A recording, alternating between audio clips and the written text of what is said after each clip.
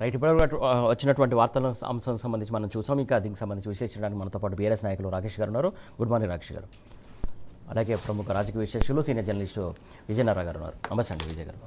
రాకేష్ గారు, మనం చూస్తున్నాం నిన్న జరిగినటువంటి సికింద్రాబాద్ అంశం సంబంధించి, శాంతి ర్యాలీకి సంబంధించి ఎక్కడికక్కడ నిర్బంధాలు, ఎక్కడికక్కడ కట్టడి చేసినటువంటి అంశం, అరెస్ట్ చేసి పోలీస్ స్టేషన్ తరలించినటువంటి అంశం, రాహుల్ ఈ అంశం సంబంధించి స్పందించారంటూ కూడా కేటీఆర్ సవాల్ ఇచ్చినటువంటి అంశం, దీనికి సంబంధించి మీరేమంటారు? గుడ్ మార్నింగ్ అండి. గుడ్ మార్నింగ్ సురేష్ గారు, అదేవిధంగా విజయ్ గారు, టీఎన్ఎస్ ప్రేక్షకులు. అంటే జంట నగరాలు అనేది ఒక నిరంతరం మనం వినేటువంటి ఒక వర్డ్. ఇప్పటి నుండి కాదు, సికింద్రాబాద్ కావచ్చు, హైదరాబాద్ కావచ్చు, రెండు కూడా జంట నగరాలు. గతంలో హైదరాబాదు ఒక మున్సిపాలిటీ, అంటే మొత్తం జిహెచ్ఎంసీగా ఉన్నప్పుడు గ్రేటర్ హైదరాబాద్ మున్సిపాలిటీగా ఉన్నాం. దాంట్లో సికింద్రాబాద్ కూడా ఒక భాగంగా ఉండేది. కాబట్టి సికింద్రాబాద్, హైదరాబాద్ ఎప్పుడు విడదీయలేనిది. ఎందుకంటే మనం బోనాలు అయినప్పుడు కూడా చూస్తాం. బోనాలు అయితే ఇక్కడ లష్కర్ బోనాలు ఇక్కడైతే, లాల్ దర్వాజా బోనాలు అక్కడైతే, అంతే తప్పితే ఇంకో ఊరు పేరో ఇంకో పల్లె పేరో పెట్టి బోనాలు చేయరు ఇక్కడ హైదరాబాద్లో. హైదరాబాద్కి ఒక జంట నగరాలు అనేది ప్రతి ఒక్కరికి ఉన్నది. కాబట్టి నేనేమంటానంటే ఈరోజు కంప్లీట్గా సికింద్రాబాద్ అస్తిత్వాన్ని దెబ్బతీస్తా అన్నప్పుడు, సికింద్రాబాద్ అనే పేరే ఉండొద్దు అనుకున్నప్పుడు, అంటే నేను హైదరాబాద్లో గెలవలేదు కాబట్టి, హైదరాబాద్లో నాకు స్థానాలు దక్కలే కాబట్టి ఈ హైదరాబాద్ను విచ్ఛిన్నం చేస్తా అనేటువంటి ఒక కుట్రపూరితమైనటువంటి కాంగ్రెస్ ఆలోచన విధానాన్ని వ్యతిరేకిస్తుంది. ఇక్కడ కూడా ఇది ఏర్పాటు కావాలి, ఇది ఏర్పాటు కావద్దని చెప్పలేదు. నువ్వు సికింద్రాబాద్ అని పేరు పెడితే ఏమవుతుంది? నువ్వు ఆఫీస్ ఎక్కడన్నా పెట్టు. జిహెచ్ఎంసీ అని చెప్తే జిహెచ్ఎంసీ ఎక్కడ ఉంటుంది? ట్యాంక్ బండ్ దగ్గర ఉంటుంది. అంటే ఆ చార్మినార్ ట్యాంక్ బండ్కి వచ్చిందా, లేదా ట్యాంక్ బండ్ చార్మినార్ దగ్గర పోయిందా? కాబట్టి ఒక భావనను, అంటే తెలంగాణ ప్రజల భావనను ఏ విధంగానైతే గతంలో కాంగ్రెస్ టీడీపీలు దెబ్బతీశాయో, అదే కాలేజీలో అదే స్కూల్లో చదువుకొని వచ్చినటువంటి ఈరోజు ఉన్నటువంటి ముఖ్యమంత్రి రేవంత్ రెడ్డి గారు ఆ భావనను దెబ్బతీసే కుట్ర జరుగుతుంది. హైదరాబాదు గొప్పగా ఏర్పడ్డది ఎట్లా? ఒక దిక్కు ఓల్డ్ సిటీ, అంటే హైదరాబాద్ ఎట్లయితే ఏర్పడ్డదో అట్లనే సికింద్రాబాద్ కూడా, లష్కర్ కూడా అట్లనే ఏర్పడ్డది. కాబట్టి అప్పుడు బ్రిటిష్ కంటోన్మెంట్ కావచ్చు, అక్కడ ఉన్నటువంటి వాతావరణం కావచ్చు, అవన్నీ కూడా ఏర్పాటు జరిగింది.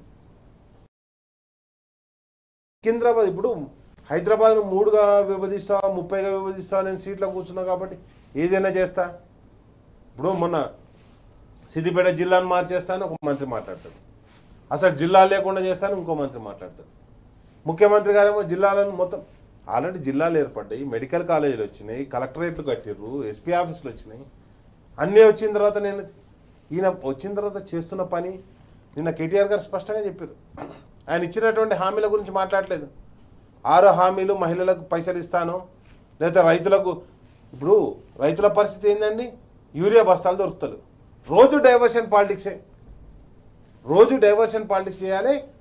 ఏదో ప్రజల యొక్క అంటే హెడ్లైన్స్ అన్ని కూడా మార్చేయాలి. దాని గురించి ఏది పడితే అది మాట్లాడాలి.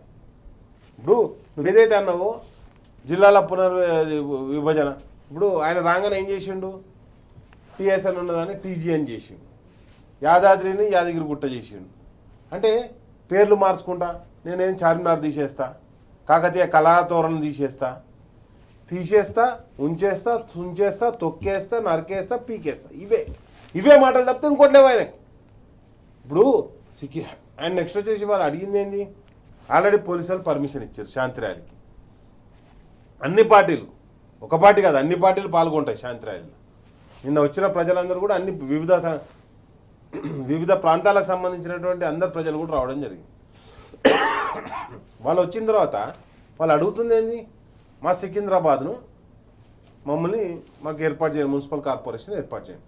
హైదరాబాద్ మున్సిపల్ కార్పొరేషన్ ఎట్లుందో జంట నగరాలు అన్నప్పుడు సికింద్రాబాద్ మున్సిపల్ కార్పొరేషన్ ఏర్పాటు చేయండి. అంతే వాళ్ళు అడిగిన డిమాండ్. దానికి నువ్వు అరెస్ట్ ఎందుకు చేయాల్సి వచ్చింది? అంటే నిరసన తెలియజేసుకునే హక్కు లేదా? నిరసన తెలియజేయాలంటే మేము చెప్పినట్టే నువ్వు చెప్పినట్టు తెలియజేయండి కదా నిరసన. అదేం దావత్ కాదు పోయి అటెండ్ కానికి. కాబట్టి నేనేమంటున్నానంటే సికింద్రాబాద్ అనే అస్తిత్వాన్ని మొన్నటి వరకు పర్మిషన్ ఇచ్చారు, మొన్నటి రాత్రి పర్మిషన్ క్యాన్సిల్ అయిందని చెప్పేసి, అర్ధరాత్రి టైంలో క్యాన్సిల్ అయిందని చెప్పడం వెనుక అసలు ఆంతర్యం ఏందనుకోవాలి? ఆంతర్యం ఏం లేదండి, సింపుల్. ఒకవేళ వీళ్ళు క్యాన్సిల్ అయిందని చెప్తే కోర్టుకు పోయి పర్మిషన్ తెచ్చుకుంటారు. కోర్టు టైం ముగిసిన తర్వాత అర్ధరాత్రి ఇవ్వాలి, కోర్టు నుంచి పర్మిషన్ తీసుకొచ్చుకునే వెసులుబాటు కూడా ఉండొద్దు. అంత దుర్మార్గంగా ఆలోచిస్తారు. నేనేమంటానంటే నువ్వు చేయాల్సింది చేయకుండా, నువ్వు చెప్పింది చేయకుండా ఏది పడితే అది చేసుకుంటూ పోతా మొత్తం డైవర్ట్ చేస్తా. ఇప్పుడు ప్రతి ఒక్క అంశం కూడా అంటే ఇంకో ముందట మనం మాట్లాడుకో, నిన్న కూడా అంశం అదే. మహబూబ్ నగర్ పై నువ్వు మాట్లాడింది నువ్వు ఎట్లా కంప్లీట్ చేస్తావు, పాలమూరు ఎత్తిపోతల కంప్లీట్ ఎట్లా చేస్తావు అని చెప్పకుండా ఆల్రెడీ మోటార్ రన్ అయింది, ఆల్రెడీ ట్రయల్ రన్ అయిపోయింది. ఒక 2 కిలోమీటర్ల కెనాల్ దావానికి శాతం అయితే లేదు నీకు, దానికి నువ్వేం చేస్తున్నావు, టాపిక్ డైవర్ట్ చేస్తున్నావు. కాబట్టి మొత్తం కూడా ఇక్కడ నడుస్తున్నాయని కూడా డైవర్ట్ పాలిటిక్స్ తప్పితే మనం చాలా అంశాలు మాట్లాడుకోవాలి డైవర్ట్ పాలిటిక్స్ నడిచినప్పుడు. ఇంకొక అంశం మొన్న చూసినాం మనం, ఏదో ఒక మంత్రి గారి మీద ఎందుకు వచ్చిందో తెలుసు ఆరోపణ. ఓన్లీ సీఎంఓ నడిపిస్తున్నటువంటి ఒక మహిళ సీఎంఓ నడిపిస్తుంది అని చెప్పేసి పేపర్లలో వచ్చింది. ఆ మహిళ కాబట్టి వెంటనే దాన్ని డైవర్ట్ చేయాలి. ఏం చేయాలి, వెంటనే ఒక మంత్రి గారికి పాపం ఆ మంత్రి గారి మీద అబండాలు వేసేయాలి, ఐఏఎస్ ఆఫీసర్ ఆ మంత్రికి అని చెప్పేసి. దాని గురించి రచ్చ జరగాలి, దానిలో ఒక 3 రోజులు టాపిక్ డైవర్ట్ కావాలి. నిరంతరం ఎట్లా టాపిక్ డైవర్ట్ చేయాలి. ఓ రోజు మెస్సీని పిలవాలి, ఆడు మెస్సీ అంటాడు ఫుట్బాల్ డ్రెస్ కూడా వేసుకోలేడు, ఈయన ఒక్కడే డ్రెస్ వేసుకొని బాల్ని ఎటు తంతా కూడా తెలియకుండా తను కూడా తిరిగిండు, దానికి మనమని పట్టుకొని పోయాడు. అంటే నీ ఆనందానికి, నీ ఆడంబరాలకు, నీ కోరికలకు ఈరోజు తెలంగాణ రాష్ట్రం ఒక వేదిక అయిపోయింది. అంతే తప్పితే తెలంగాణ రాష్ట్ర ప్రజల ఆకాంక్ష కావచ్చు, ఇక్కడ ఉన్నటువంటి ప్రజల మనోభావాలు కావచ్చు నీకు పట్టింపు లేదు. సికింద్రాబాద్ అనే పేరెందుకు పెట్టలే నువ్వు, అడుగుతుంది ఏంది వాళ్ళు అడిగింది, వాళ్ళు ఏం డిమాండ్ చేసి ఇంకేదో చేస్తామలే కదా, ధర్నా చేయలే, ఏం చేయలేదు, మేము ఒక శాంతి ర్యాలీ తీసుకుంటాం. ఎందుకు, హైదరాబాద్ సికింద్రాబాద్ అనేటువంటి ఒక భావనను నువ్వు దెబ్బతీస్తున్నావు. అంటే వ్యక్తుల మనోభావాలు దెబ్బతీయడం, దానికి దుర్మార్గంగా ఆలోచించడమే ఈరోజు రేవంత్ రెడ్డి చేస్తున్నటువంటి పని. రేవంత్ రెడ్డి గారికి ఓ సంక్షేమమో ఒక అభివృద్ధో అది లేదు. హైదరాబాద్లో నువ్వు వచ్చినప్పటి నుంచి వెళ్ళి ఎన్ని ఫ్లైఓవర్లు కట్టినావు.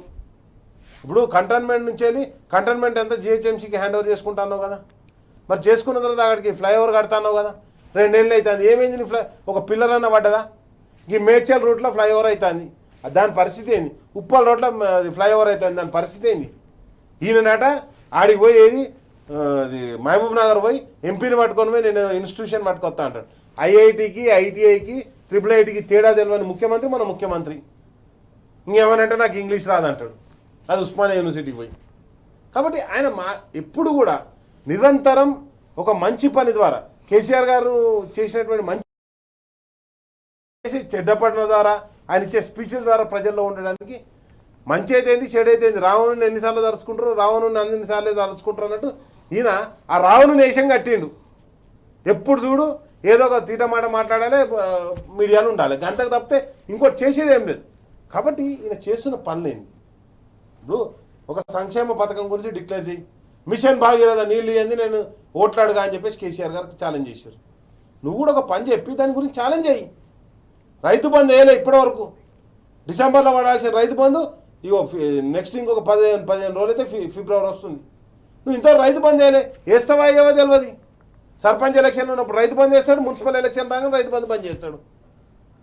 కాబట్టి నేనేమంటానంటే మొత్తం గతంలో ఉన్న పథకాలన్నీ బంద్ చేసిండు, గతంలో ఉన్న స్కీమ్లన్నీ బంద్ చేసిండు. ఈయన కొత్త స్కీమ్ ఒక్కటి పట్టుకురాలే, కానీ ఏం చేస్తాడు, పేర్లు చేంజ్ చేసుకుంటూ తిరుగుతాడు. ఈయన పేర్లు పెట్టడానికి వచ్చిండా, పేర్లు చేంజ్ చేయడానికి వచ్చిండా? సేమ్ ఏంటంటే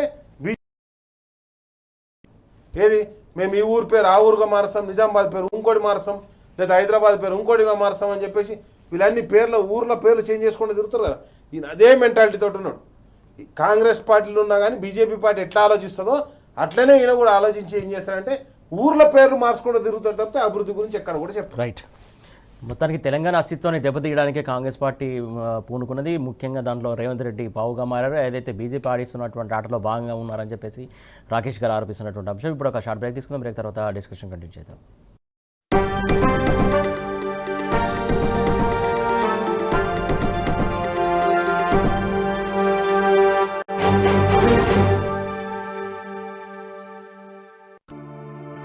What a glorious ride.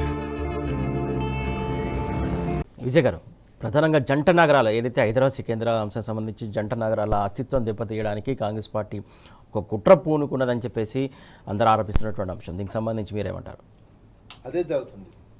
ఉన్నటువంటి హైదరాబాద్ ఉన్నటువంటి ఒక అస్తిత్వాన్ని, హైదరాబాద్ ఒక బ్రాండ్ని, సికింద్రాబాద్కు ఉన్నటువంటి ఒక అస్తిత్వాన్ని తెలంగాణకు ఒక ఆదాయ వనరుగా ఉన్నటువంటి హైదరాబాద్ని ముక్కలు చెక్కలు చేయాలి. ఇది తెలంగాణ వాళ్ళ చేతుల్లో ఉండొద్దు అనేది ప్రధానమైనటువంటి ఇంటెన్షన్. అటు చంద్రబాబుకి మోడీకి ఆ ఇంటెన్షన్ని నెరవేర్చడంలో పావుగా ఉన్నటువంటి వ్యక్తి రేవంత్ రెడ్డి, ముఖ్యమంత్రి, తెలంగాణ ముఖ్యమంత్రిగా ఈ టైంలో అవ్వడం తెలంగాణ ప్రజలకు కావచ్చు, తెలంగాణకే ఒక దురదృష్టకరం అనుకోవాల్సినటువంటి అంశమే. మొత్తం అస్తిత్వాన్ని దెబ్బతీసే భాగంగా జిల్లాల మార్పు, అదేవిధంగా పేర్లు మార్పు అనేది, రకరకాలుగా ప్యూర్ రేర్ అని ఏర్పాటు చేయడం, భవిష్యత్తు ఇవన్నీ ఏంటంటే హైదరాబాద్ తెలంగాణ నుంచి దూరం చేయడం హైదరాబాద్ని. ఆ రకమైనటువంటి కుట్రలో భాగంగా బేస్ వేసుకుంటూ పునాది వేసుకుంటూ ఒక్కొక్కటి వస్తున్నటువంటి అంశం. ఎవరెవరు కలిసి? మోడీ, చంద్రబాబు నాయుడు, అదాని, రేవంత్ రెడ్డి అనే వ్యక్తి ఓన్లీ పావు ఇందులో ఆయనకి ఏమైనా ఇంత వచ్చుడే ఇంత తీసుకోవడం అన్నట్టు ఇందులో భాగంగా దానిలో భాగంగా చేస్తున్నటువంటి ఒక ముఖ్యమంత్రినే ఒక పావుగా పెట్టుకొని ఆడిస్తున్నటువంటి డ్రామాలో ఇది. ఈ డ్రామాలో అస్తిత్వాన్ని తెలంగాణ సమాజము వ్యతిరేకిస్తూ తెలంగాణ ప్రజాప్రతినిధులు, తెలంగాణకు సంబంధించినటువంటి హైదరాబాద్కు సంబంధించిన ప్రజాప్రతినిధులు అస్తిత్వాన్ని, సికింద్రాబాద్కు సంబంధించినటువంటి అస్తిత్వాన్ని ప్రశ్నిస్తూ ప్రజాస్వామ్యయుతంలో ఒక ధర్నా, ఒక నిరసన, తమ డిసెంట్ తెలియజేసే కార్యక్రమం చేస్తున్నటువంటి దాంట్లో నిన్న అన్నటువంటిది కేటీఆర్ గారు అన్నది రాహుల్ గాంధీ ఎందుకు చెప్పాలి సమాధానం అంటే, రాహుల్ గాంధీ నిరంతరం భారతదేశం అంతా రాజ్యాంగం పట్టుకొని ప్రజాస్వామ్య సూత్రాలు, రాజ్యాంగ సూత్రాలు, స్వేచ్ఛ మీద, మానవ హక్కుల మీద, పౌర హక్కుల మీద, మీడియా మీద జరుగుతున్నటువంటి దాడులు, వీటి మీద రకరకాల ఉపన్యాసాలు ఇస్తున్నారు.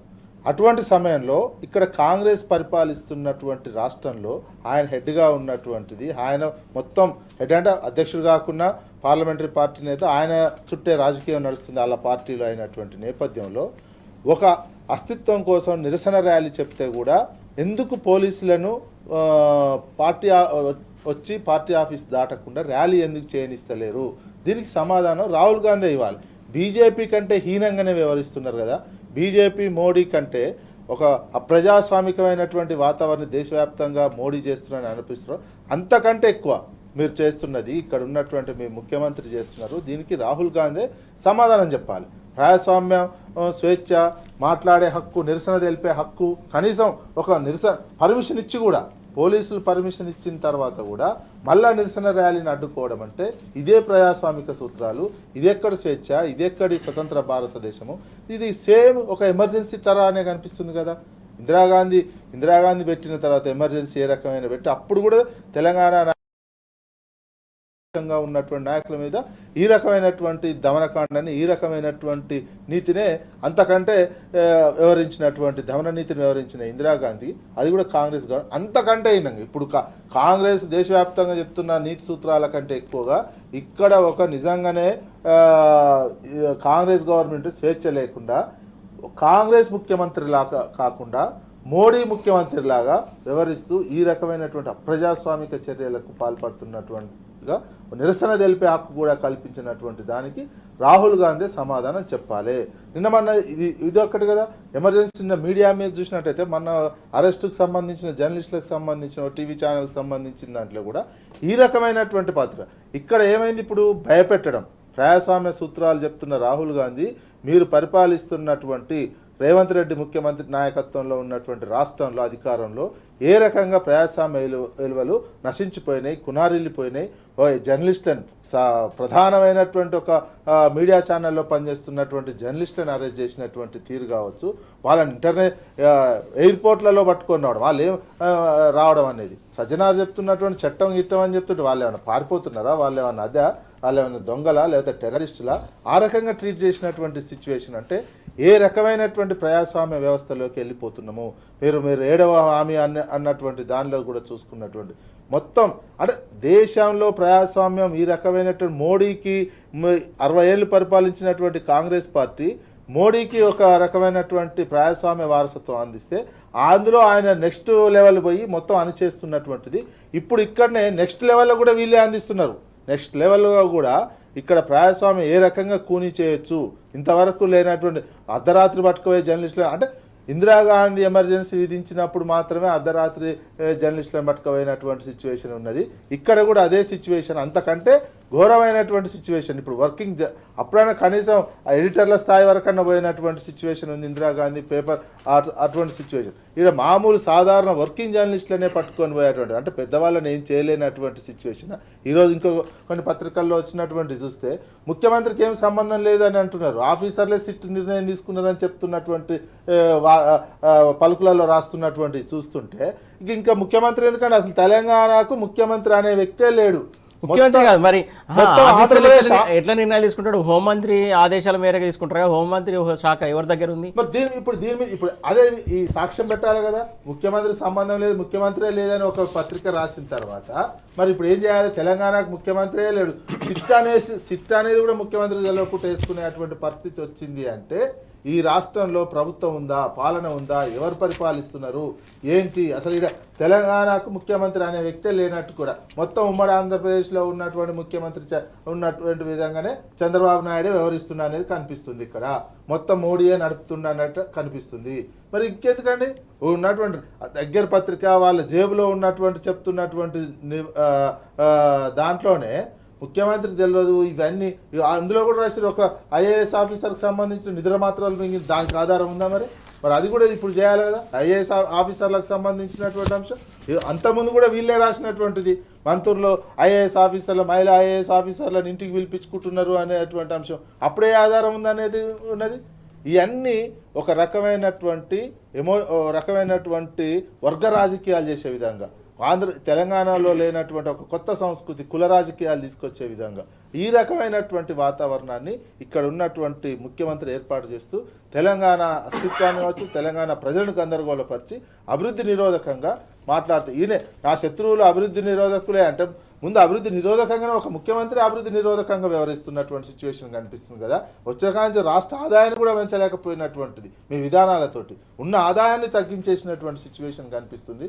నాకు నెలకు 30,000 కోట్లు కావాలంటున్నటువంటి 18,500 వచ్చే దాని నుంచి 16,500 కోట్లకు తగ్గించిపోయి నాకు 30,000 కోట్లు నెలకు కావాలంటే ఎక్కడ వస్తాయి? మీ విధానాల వల్ల మీరు పరిపాలన అనుసరిస్తున్నటువంటి పరిపాలన విధానాల వల్ల ఎంతసేపటికి తాను ముఖ్యమంత్రిగా కాకుండా పక్క రాష్ట్ర ముఖ్యమంత్రి చెప్పినట్టు వింటున్నట్టు, ఇంకెవరో చెప్పినట్టు వింటున్నట్టు తెలంగాణ ప్రజలను ఆ రకంగా నిరంతరం డైవర్ట్ చేసుకుంటూ రాష్ట్ర ఆదాయాన్ని పెంచుకుంటూ ఒక దివాలా తీయించినటువంటి వ్యవస్థగా, రాజకీయాలను అదే రకంగా దివాలా తీయించినటువంటిది, ఆర్థికంగా దివాలా తీయించినటువంటిది, వ్యవహారంలో కూడా పూర్తిగా నాశనం చేసినటువంటిది, ప్రజాస్వామ్య వాతావరణం లేకుండా చేస్తున్నటువంటి సిచ్యువేషన్ తెలంగాణలో కనిపిస్తుంది. కనీసం ఒక నిరసన తెలుపుకునే హక్కు కూడా లేకుండా అనిచేసేటువంటి చర్య ఇది ఖండించదగ్గాల్సినటువంటి, ప్రతి ఒక్కరు ఖండించాలి, మేల్కోవాలి. తెలంగాణ సమాజం మేల్కోవాల్సినటువంటి సమయం ఉంది. మన రాష్ట్రంలో మన ముఖ్యమంత్రి పరిపాలన చేయట్లేరు అనేది తెలంగాణ సమాజం తెలుసుకోవాల్సినటువంటి అవసరం ఉంది. రాకేష్ గారు, ప్రధానంగా సికింద్రాబాద్ సంబంధించినటువంటి అస్తిత్వం కావచ్చు, లేకుంటే ముఖ్యంగా స్థానికులు, అక్కడ ఉన్నటువంటి స్థానికులు సికింద్రాబాద్ సంబంధించి వాళ్ళ యొక్క ప్రాసెసింగ్ కావచ్చు, దానికి సంబంధించి వాళ్ళు ఫైట్ చేస్తున్నటువంటి క్రమంలో ఎక్కడికక్కడ నిర్బంధాలు కావచ్చు, అల్ఫా హోటల్ దగ్గర ఎలా ఈడ్చుకెళ్ళి ఎలా అరెస్ట్ చేశారనేది చూసాం. ముఖ్యంగా దాంతోపాటుగా సికింద్రాబాద్ పరిధిలో ప్రధానంగా ఇటు సెక్రటేరియట్ కూడా సికింద్రాబాద్ పరిధిలో ఉంది, అటు ఏదైతే రైల్వే స్టేషన్ సంబంధించినటువంటి అంశం కూడా అక్కడ సికింద్రాబాద్ పరిధిలో ఉన్నది. ఇటు కంటోన్మెంట్, ఇందాక మనం మాట్లాడుకున్నట్టు కంటోన్మెంట్, ఇవన్నీ చాలా చాలా కీలకమైనటువంటి ప్రదేశాలు కూడా దాంట్లో ఉన్నాయి. వాటి అస్తిత్వాన్ని దెబ్బతీసేలో భాగంగా, కుట్రలో భాగంగా అనుకోవాలి మనం ఇప్పుడు. ఇది తప్పకుండా అండి. నేనేమంటున్నానంటే ఇప్పుడు ప్రభుత్వం అనేది ఒక నిర్ణయం తీసుకున్నప్పుడు ఆ నిర్ణయం అక్కడ ప్రజల మనోభావాలకు అనుగుణంగా తీసుకోవాలి. ప్రభుత్వం అంటే ప్రజల్ని పీడించేది కాదు, ప్రజల్ని పాలించేది ప్రభుత్వం.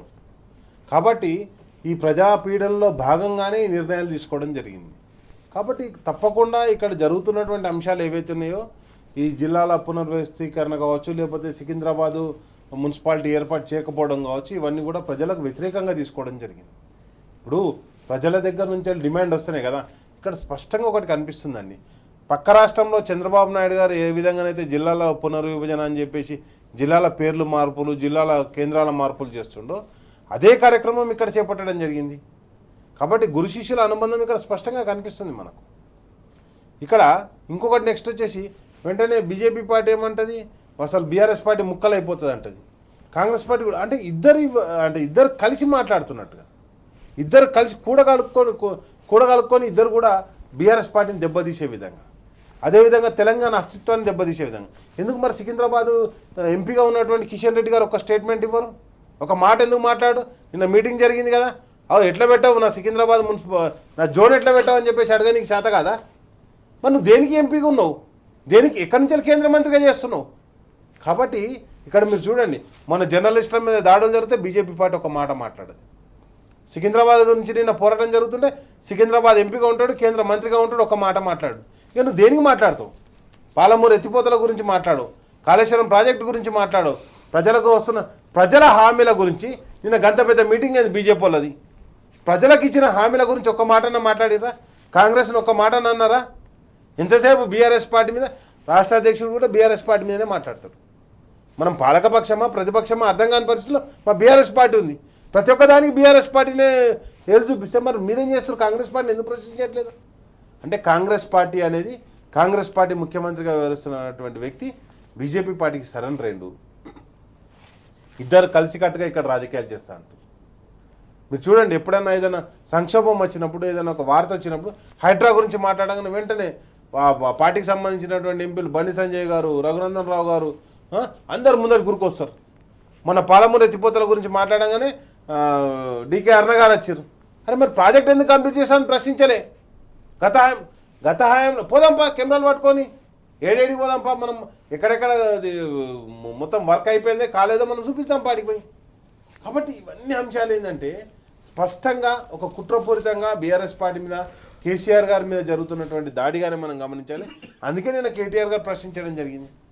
ఇప్పుడు సిద్దిపేట జిల్లానే ఏర్పడేది, దాన్ని మారుస్తా అంటాడు ఒక మంత్రి పొన్నం ప్రభాకర్ గారు. అందుకే హరీష్ రావు గారు కూడా దాని గురించి ప్రెస్ మీట్ పెట్టడం జరిగింది.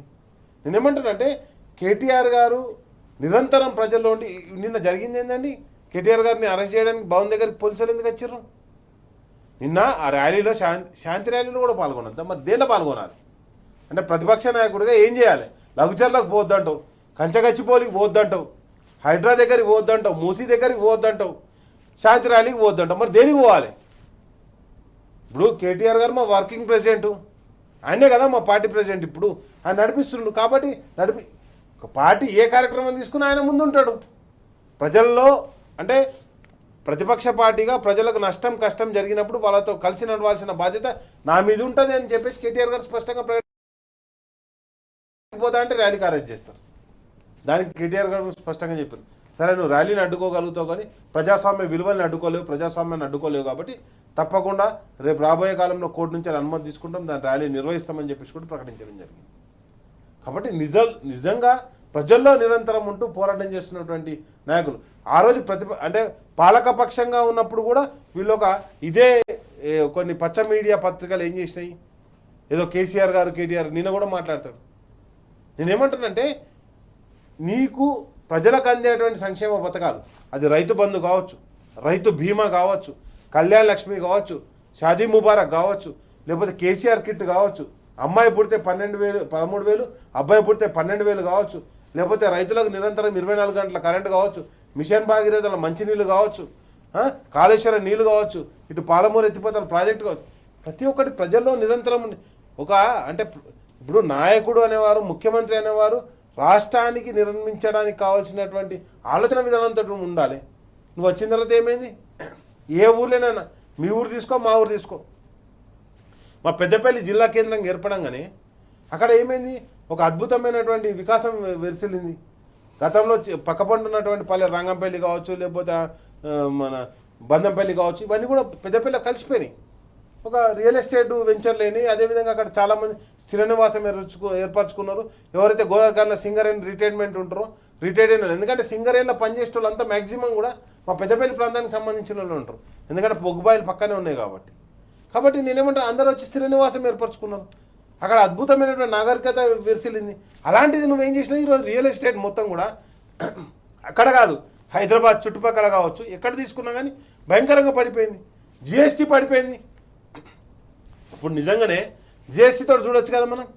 కాబట్టి ఎక్కడికక్కడ హైదరాబాద్ అస్తిత్వాన్ని దెబ్బతీయాలి, సికింద్రాబాద్ అస్తిత్వాన్ని దెబ్బతీయాలి, జిల్లాలను దెబ్బతీయాలి, రియల్ ఎస్టేట్ని దెబ్బతీయాలి. నువ్వు అభివృద్ధి చేసింది అని చెప్పు. కాబట్టి ఈరోజు తప్పకుండా రాబోయే మున్సిపల్ ఎలక్షన్లో ప్రజలు సరైన రీతిలో సరైన బుద్ధి చెప్పడం జరుగుతుంది. సరే, మొన్న ఆల్రెడీ అద్భుతమైన విజయాన్ని ప్రజలు అందించారు సర్పంచ్ ఎలక్షన్లలో అని చెప్పుకుంటుండు.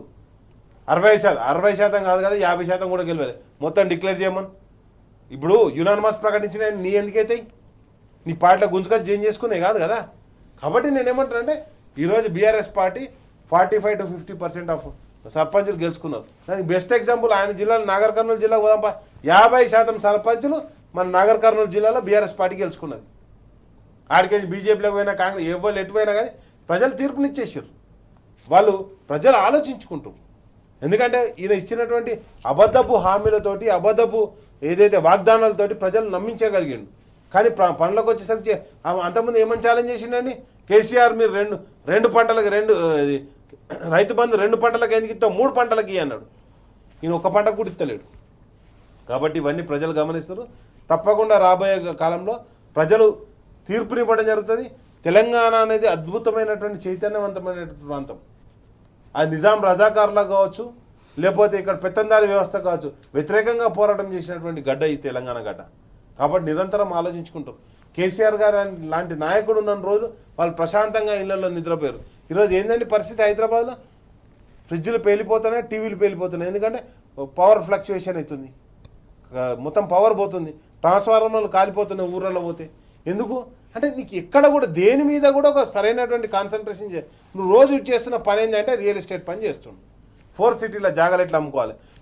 ఇవన్నీ ఏంటంటే హైదరాబాద్ ప్రైడ్ వేస్తా అని చెప్పేసి ఒక హాట్ ఎయిర్ బెలూన్ అని తీసుకొచ్చారు. తీసుకురాగానే నిన్న ప్రమాదాలు. కనీసం అవి మంచిగున్నాయా మంచిగా లేవా అని చెప్పి చూడాలి కదా. దాంట్లో 2 రాంగ్ ల్యాండింగ్ అయినాయి. ఒకటి పోయి షెర్లో పడ్డది, ఇంకోటి పోయి గ్రౌండ్లో పడ్డది. నేనేమంటానంటే ఏది చెయ్యి, నువ్వు అభివృద్ధి చెయ్యి, సంక్షేమం చెయ్యి. అది ఏం చేయకుండా నిరంతరం బూతులతోటి తిట్లతోటి పరిపాలన సాగిస్తా అంటే ప్రజలు కూడా ఒప్పుకోరండి. ప్రజలకు అర్థమవుతుంది. కాబట్టి తప్పకుండా ఈరోజు ఇది హైదరాబాద్ ప్రజల యొక్క దృష్టికోణాన్ని మరల్చడానికి జరుగుతున్నటువంటి కుట్ర సికింద్రాబాద్ అనే పేరు పెట్టకపోవడం. ఎందుకంటే ఇప్పుడు నువ్వు 4th సిటీ అని పెడుతున్నావు. 4th సిటీకి ఒక డీసీపీని, ఒక కమిషనరేట్ని ఏర్పాటు చేసినావు. 4th సిటీ అంటే ఏంటి? టెంట్లు వేసిరు మన బిక్క పేరు. నువ్వు గ్లోబల్ సమ్మిట్ చేసిన కాడికి పోదాంపా. ఇప్పుడు మీడియాని ఆలోచి అక్కడ కెమెరాలు పట్టుకొని పోదాం. ఒక టెంట్ అని ఉన్నదా? కాబట్టి ఏమైందంటే ఈయన టెంట్ హౌస్ కంపెనీ నడిపిస్తుంది. ఈరోజు మనకు సమ్మక్క సారక్కల క్యాబినెట్ మీటింగ్ అన్నాడు. ఏడ పెడతాడు, మళ్ళీ ఒక టెంట్ వేసింది అలా పెడతాడు. ఇది టెంట్ హౌస్ ప్రభుత్వం ఉన్న తప్పితే తెలంగాణ ప్రభుత్వం లెక్క కనిపిస్తలేదు. కాబట్టి ఈ టెంట్ హౌస్ ప్రభుత్వాన్ని ప్రజలు కూడా ఈయన టెంట్ వీకే రోజు దగ్గర పడ్డది, తప్పకుండా వీక్తారు. కాబట్టి నేనేమంటానంటే ప్రజలందరూ ఈ ఏదైతే మున్సిపల్ ఎలక్షన్లు వస్తున్నాయో, మున్సిపల్ ఎలక్షన్లలో ప్రజలకు జరిగినటువంటి నష్టాన్ని తప్పకుండా సరైన రీతిలో సరైన బుద్ధి చెప్పడానికి సిద్ధంగా ఉన్నారు. జిల్లాల విషయంలో మార్చిరనుకో జోనల్ వ్యవస్థ మళ్ళీ పెద్ద సమస్య. అది జోనల్ వ్యవస్థ మళ్ళీ రాష్ట్రపతి అనుమతి రావాలి, అంటే ఉద్యోగాలు భర్తీ చేయొద్దు ఈ పేరుతో మళ్ళీ 2 ఏళ్ళు గడుపుతాడు కదా. రాష్ట్రపతి అనుమతి రావాలి, జోనల్ వ్యవస్థ జిల్లాలు కొత్త ఏర్పాటు చేసినాం, దాంట్లో ఇటు అయినాయి, 1-2 అటు ఇటు అయినా రాష్ట్రపతి. అప్పుడు తెలంగాణ గవర్నమెంట్ కొత్తలో వచ్చినప్పుడు జోనల్ వ్యవస్థ ఏర్పడి 2 సంవత్సరాలు 2.5 సంవత్సరాలు రాష్ట్రపతి దగ్గర పెట్టుకున్నాడు. 2 కాదన్నా, 2002 దాకా పెట్టుకున్నారు. 2014 నుంచి 2002 దాకా, ఎందుకంటే 22 దాకా పెట్టుకున్నారు. ఎందుకంటే నేను గెస్టెడ్ ఆఫీసర్గా పనిచేసినా కదా, మాకు జోనల్ వ్యవస్థ తెలుసు కదా. అన్న చెప్పింది 200% కరెక్ట్. జోనల్ వ్యవస్థ ఈరోజు డిస్టర్బ్ అయితే మళ్ళీ అదొక పెద్ద సమస్య. ఎందుకంటే ఇప్పుడు నేను గెస్టెడ్ ఆఫీసర్గా పనిచేసినప్పుడు మాకు 2 జోన్లు ఉండేవి తెలంగాణలో. ఒకటి 5th జోన్, ఒకటి 6th జోన్. ఆ రోజు ఉన్నటువంటి 10 జిల్లాలలో ఒక 6 జిల్లాలు కలిపి ఒక జోన్, అది 6th జోన్ ఉండేది. 5వ జోన్ కింద 4 జిల్లాలు ఉండేవి. 4 జిల్లాలు ఉండేవి ఏంటంటే ఆదిలాబాదు, కరీంనగర్, వరంగల్, ఖమ్మం కలిపి ఒక జోన్ ఉండేది. ఆ జోన్ సిస్టమ్ను మార్చడానికి, ఎందుకంటే అప్పటిదాకా 60-40 ఉండే, 95% తెలంగాణ ప్రజలకు ఉద్యోగాలు రావాలని చెప్పేసి కేసీఆర్ గారు ఆ జోనల్ సిస్టమ్ను మొత్తం చేంజ్ చేసి రాష్ట్రపతి ఉత్తర్వులను రద్దు చేయించి మొత్తం వ్యవస్థ అంటే దాన్ని అంతా కూడా ఒక మాడిఫై చేసాడు. ఈరోజు అన్న చెప్పినట్టుగా మళ్ళీ ఏంది ఇప్పుడు జోనల్ సిస్టమ్ అని చెప్తాడు, కథం ఉద్యోగాలు బంద్ చేయాలి. ఏం చేయలేదు. కేసీఆర్ గారు ఇచ్చిన నోటిఫికేషన్లే ఫిల్ చేసిండు. ఈయన కొత్తగా ఇచ్చినటువంటి ఒక నోటిఫికేషన్ లేదు, కొత్తగా పెట్టిన ఒక ఉద్యోగం లేదు. విజయ్ గారు, పాలమూరు అంశం సంబంధించి చూసుకున్నట్లయితే మళ్ళీ అవే అబద్ధాలు, అదే విమర్శల పరంపర కొనసాగుతున్నటువంటి సిచ్యువేషన్, దాని గురించి మీరేమంటారు? పాలమూరు నిన్న మహబూబ్నగర్కు పోయినటువంటి ముఖ్యమంత్రి గారు ఇక అవే నాకు శత్రువులు ఎవరు లేరు, అభివృద్ధి, పాలమూరుకు గత ప్రభుత్వం ఏం చేయలేదు. మరి మీరు 2 ఏళ్ళ నుంచి చేయాలి కదా. పాలమూరు 90% పూర్తయిన దాన్ని మీరు పూర్తి చేస్తే నీళ్ళు మొత్తం మహబూబ్నగర్ పారుతున్నటువంటి అంశం. ఆల్రెడీ గతంలో చేసినటువంటి వీళ్ళు కాంగ్రెస్ ప్రభుత్వమే శంకుస్థాపన చేసిపోయినటువంటిది కల్వకుర్తి, నెట్టెంపాడు, భీమాకు సంబంధించినటువంటి వాళ్ళు వేసినటువంటి దాన్ని వాళ్ళు 10 ఏళ్ళ అధికారంలో ఉన్న పూర్తి చేయకుండా పెండింగ్లో పెట్టిపోయినటువంటి అంశం. పెండింగ్లో పెట్టిపోయిన తర్వాతనే పెండింగ్ ఉన్నటువంటి అనేక గత తెలంగాణ వచ్చిన తర్వాత 10 ఏళ్లలో చాలా పూర్తి చేసినవి కనిపించినాయి. సాగు విస్తీర్ణం పెరిగిపోయింది కదా. ఎందుకు పెరిగింది? పంటలు ఎందుకు ఎక్కువ పని? నిన్న ఆంధ్రప్రదేశ్ సంబంధించి మాజీ ఐఏఎస్ అధికారి కూడా ట్వీట్ చేశారు, తెలంగాణ వరి ఉత్పత్తులు ఆంధ్రప్రదేశ్ కంటే ఎక్కువ అయిపోయింది. ఎందుకైంది? ఈ 10 ఏళ్ళు తెలంగాణ ఏర్పడిన తర్వాతనే అయింది. అంతకుముందు ఆంధ్రప్రదేశ్ అన్నపూర్ణ అని చెప్పినటువంటి వాళ్ళే ఉన్నటువంటి వాళ్ళ ఐఏఎస్ ఆఫీసర్, రిటైర్డ్ ఐఏఎస్ ఆఫీసర్లే తెలంగాణ ఏ రకంగా వ్యవసాయంలో అభివృద్ధి చెందిందనే దాని మీద వాళ్ళే ట్వీట్ చేసే పరిస్థితి వచ్చింది. అంటే తెలంగాణ వచ్చిన తర్వాత నీ ప్రొడక్షన్ పెరిగింది. ఇదంతా మహబూబ్నగర్లో కూడా చాలా పెరిగింది. మహబూబ్నగర్ గత 10 ఏళ్లలో కేరళకు కూడా మహబూబ్నగర్ బియ్యం పంపించామని FCI వాళ్ళు కూడా చెప్పినటువంటిది. గతంలో అంతకుముందు ఎప్పుడు లేదుగా, రివర్స్ మైగ్రేషన్ అయినటువంటి సిచ్యువేషన్ కనిపించింది కదా. ఇప్పుడు మీరు ముఖ్యమంత్రి అయ్యారు, మహబూబ్నగర్ జిల్లా నుంచి వచ్చిన తర్వాత ముఖ్యమంత్రి అయ్యారు. ఏం చేసేది ఇంతవరకు? పాలమూరు రంగారెడ్డికి నీటి వాటా సాధించలేకపోతున్నారు. కనీసం 90% పూర్తయిన పనులను కాలువలు తవ్వటానికి కూడా మీరు నిధులు ఇవ్వలేనటువంటి సిచ్యువేషన్. కనీసం ఉన్నటువంటిది చూస్తే మంత్రి నియోజకవర్గంలో ఒక కోర్టుకు భవనంకి నిధులు కూడా ఇవ్వలేక ఎమ్మెల్యే క్యాంప్ ఆఫీస్ని, గత ప్రభుత్వం కట్టిన ఎమ్మెల్యే క్యాంప్ ఆఫీస్ని కోర్టు ఆఫీస్ కింద పెట్టుకునే పరిస్థితి నిధులు లేక, ఆ రకమైనటువంటి పరిస్థితి మహబూబ్నగర్ జిల్లాకే వచ్చిందంటే మీ విధానాలు, మీరు పరిపాలిస్తున్నటువంటి తీరు, ఆదాయం లేక రాష్ట్రం దివాలా ఏ రకంగా తీసిందో చాలా క్లియర్గా కనిపిస్తుంది. ఈ అన్నిటి నుంచి తప్పించుకొని నాకు శత్రువులు ఎవరు లేరు, అభివృద్ధి నాకు ఇదంటే మీరే ఒక పెద్ద అభివృద్ధి నిరోధకంలాగా ఒక ముఖ్యమంత్రి వ్యవహరిస్తున్నారు కదా. ఎక్కడ అభివృద్ధి ఉంటే మీకు అన్ని ఆదాయాలు పెరగాలి, మొత్తం ప్రజలు కలకల్లాడుతుండాలి, సంతోషకరమైనటువంటి వాతావరణం ఉండాలి. ఎవరు నిరసన చేస్తే వాడిని అరెస్ట్ చేసేటువంటి పరిస్థితి. మన ఆదిలాబాద్, మీరు పోయిన ఆదిలాబాద్ పర్యటన పోతే జోగురామన్ అని హౌస్ అరెస్ట్ చేస్తుండ్రి, మహబూబ్నగర్ పోతే కొంతమందిని అరెస్ట్ చేస్తుండ్రి. ఏ జిల్లాకు పోతే ఆ జిల్లాలో హౌస్ అరెస్టులు చేసేటువంటి పరిస్థితి అప్పుడే వచ్చింది. అంటే 2 ఏళ్లకే మీరు ఇంకేం ప్రజాస్వామ్యం ఉంది, ఇంకేం రకమైనటువంటి స్వేచ్ఛ ఉన్నది? అంటే మీరు అనుసరించినటువంటి విధానాలు, పరిపాలించినటువంటి దాంట్లో వ్యతిరేకత ప్రజల్లో బాగా పెరిగిపోయింది. వాళ్ళు నిరసనలు వ్యక్తం చేస్తున్నారు, వాళ్ళు ధర్నాలు చేస్తున్నారు. ఆ ధర్నాలను మీరు జీర్ణించుకోలేకపోతున్నారు. దాంతో మీకు అధికారం అనే ఒక అహంకారము కళ్ళకెక్కిపోయింది, కనిపిస్తుంది. ఇక మీకు ఈ 3 ఏళ్ళు కూడా ఇంకా అధికారం అనే ఒక అహంకారం పెరుగుతుంది తప్ప తగ్గదు అనేది చాలా క్లియర్గా మన జర్నలిస్టులను అరెస్ట్ తోటి దీంతో చాలా క్లియర్గా అర్థమవుతున్నటువంటి ఇది కనిపిస్తుంది. మీరు ఆ లెవెల్కి వెళ్ళిపోయారు. 2 ఏళ్ళకే మీకు పూర్తి స్థాయిలో కనిపించట్లేదు. ఇక సమాజము, ప్రజలు ఎవరు ఏం కనిపించట్లేదు. ఇక నేనే అనే లెవెల్లో మీరు వెళ్ళిపోయినటువంటి సిచ్యువేషన్ కనిపిస్తుంది. ఇక పాలమూరుకు సంబంధించినటువంటి కృష్ణా జలాల్లో వాటా తగ్గించుకోలేక కృష్ణా జలాలను పూర్తిగా ఆంధ్రాకు అప్పజెప్పే విధంగా మీరు వ్యవహరిస్తున్నటువంటి తీరు చాలా అభ్యంతరకరంగా ఉన్నది. తెలంగాణ సమాజానికి మీరు చాలా ఉద్యమంలో మీరు పార్టిసిపేషన్ చేయాలి. ఉద్యమంలో మీరు తుపాకీ పట్టుకొని పోయి చంద్రబాబు నాయుడు విధానాలనే ఉద్యమ సమయంలో చేశారు. ఇప్పుడు కనీసం ముఖ్యమంత్రి అయిన తర్వాతనన్నా నీటి వాటా కోసమైనా ఆ రకమైనటువంటి చేస్తలేరు. మొత్తం గోదావరి జలాలను తీసుకుపోయి కృష్ణా జలాలను తీసుకుపోరు అనే విధంగానే మీరు వ్యవహరిస్తున్నటువంటిది ప్రజలు ఉన్నారు. మీరు ముఖ్యమంత్రిగా ఉండి తెలంగాణ సమాజానికి ద్రోహం చేయకుండా ఉండాల్సినటువంటి బాధ్యతతో వ్యవహరించాల్సినటువంటి అవసరం ఉంది.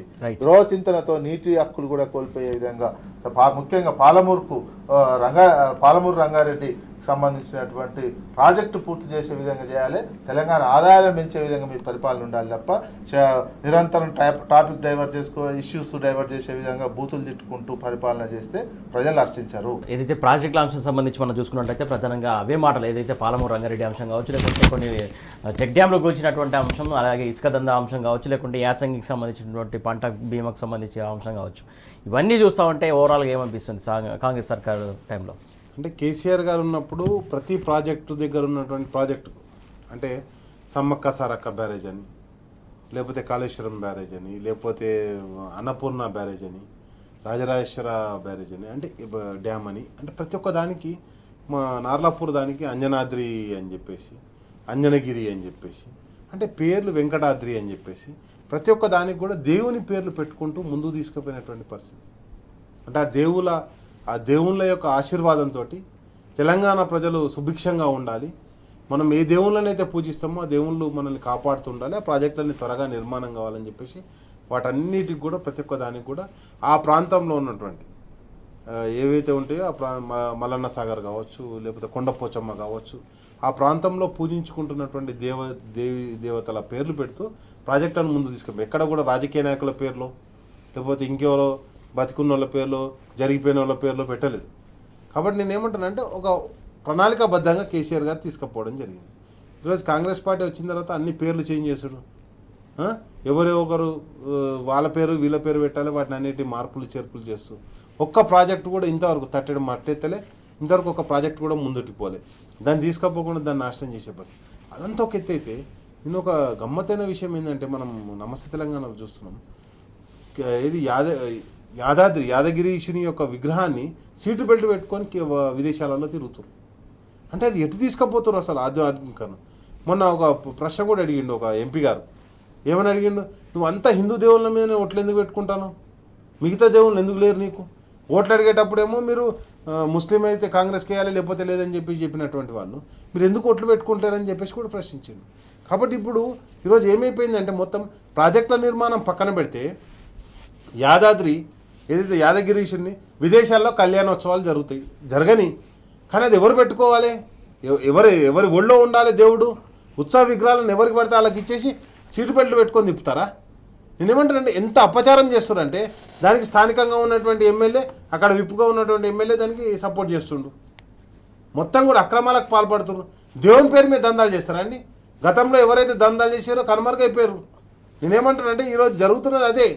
కంప్లీట్గా ఏది యాదగిరిగుట్ట కేసీఆర్ గారు దగ్గరుండి ఆయన ఎంతో అంటే ప్రేమతో దేవుని ఒక దేవాలయం నిర్మాణం చేయాలనుకున్నాడు, కానీ మీరు వ్యాపారం చేస్తున్నారు దేవునితో. తిరుమలకు ధీటుగా మనకు దగ్గర కూడా ఒక శైవక్షేత్రం అంటే వైష్ణవ క్షేత్రం ఉండాలని చెప్పి నిర్మాణం జరిగింది. అదేవిధంగా వేములవాడలో కూడా శైవక్షేత్రాన్ని కూడా అభివృద్ధి చేయడానికి 40 ఎకరాలు అక్కడ చెరువు ఉండే, చెరువును మొత్తాన్ని షిఫ్ట్ చేసారు. ఈరోజు పరిస్థితి ఏంటండి, సమ్మక్క సారక్క పోవాలంటే అంటే ఉత్తర తెలంగాణలో ప్రధానంగా ఉండేది ఏంటంటే, ఉత్తర తెలంగాణ కాదు మహారాష్ట్ర నుంచి వెళ్ళి ఛత్తీస్గఢ్ నుంచి వెళ్ళి కూడా వచ్చేటోళ్ళు సమ్మక్క సారక్క పండుగ సమ్మక్క సారక్క గద్దెల కాడికి పోవాలంటే ఫస్ట్ ఏమలాడకి వచ్చి ఏమలాడలో దండం పెట్టుకొని తర్వాత సమ్మక్క సారక్క దగ్గరికి పోతాం. ఈరోజు గుడిని మూసేసినాం, భీమేశ్వర ఆలయంలో అర్చనలు చేపిస్తున్నాం. అంటే దేవునితో కూడా వ్యాపారం చేస్తున్నాం. ప్రజల మనోభావాలు పట్టిలేదు, ప్రజల యొక్క ఆలోచన విధానం పట్టిలేదు, ప్రజల యొక్క అంటే సికింద్రాబాద్ విషయం కావచ్చు, యాదగిరి విషయంలో కావచ్చు, ఏమలాడ విషయంలో కావచ్చు, ప్రతి ఒక్క దగ్గర దందానే చేస్తున్నావు నువ్వు. ఇక నువ్వు చేస్తున్నది ఏంది? కాబట్టి స్పష్టంగా ఈరోజు ఏదైతే యాదగిరిగుట్టలో జరిగినటువంటి అపచారానికి కంపల్సరీ వెంటనే చర్యలు తీసుకోవాలి ప్రభుత్వం. ఈరోజు ప్రభుత్వమే ఆ విధంగా పాల్పడుతున్నప్పుడు మనం ఎవరి దగ్గర పోవాలి? ఇక దేవుని దండం పెట్టుకోవాలి మనం అంతే. కాబట్టి ఏదైతే గతంలో రజాకార్ల పాలన కంటే వరస్ట్గా ఈరోజు పరిపాలన కొనసాగుతుంది, అది మొత్తం కూడా మనకు స్పష్టంగా కనిపిస్తుంది. ఇప్పుడు అక్కడ ఏదైతే ఉత్సవ విగ్రహం ఉంటుందో, ఏదైతే కళ్యాణమూర్తి ఉంటాడో, ఆ కళ్యాణమూర్తికి సీటు బెల్ట్ వేసుకుని ఎవరైనా పట్టుకపోయానా? ఎక్కడుండాలి దేవుడు? అంటే దేవుణ్ణి కూడా వ్యాపారానికి వాడుకుంటుర్రు, హైదరాబాద్లో ఉన్న భూమిని కూడా వ్యాపారానికి వాడుకుంటుర్రు. ప్రతి ఒక్కటి వ్యాపార కోణమే తప్పితే ప్రజాకోణం ఎక్కడ లేదు. తప్పకుండా దీని మీద వెంటనే చర్యలు తీసుకోవాలి.